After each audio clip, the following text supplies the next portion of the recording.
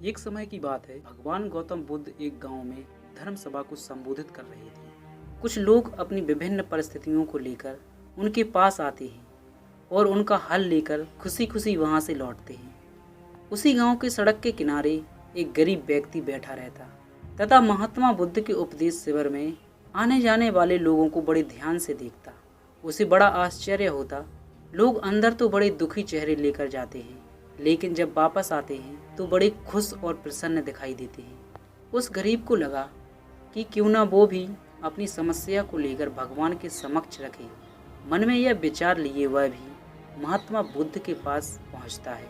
लोग प्रतिबद्ध खड़े होकर अपनी समस्या बता रहे थे। जब उसकी बारी आई तो उसने सबसे पहले महात्मा बुद्ध को प्रणाम किया और फिर कहा, भगवान, इस गांव में लगभग सभी लोग खुश और समृद्ध हैं, फिर मैं ही क्यों गरीब हूँ।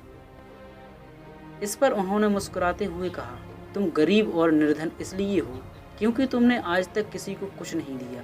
इस पर वह गरीब व्यक्ति बड़ा आश्चर्यचकित हुआ और बोला, भगवान, मेरे पास भला दूसरों को देने के लिए क्या होगा। मेरा तो स्वयं का गुजारा बहुत मुश्किल से हो पाता है।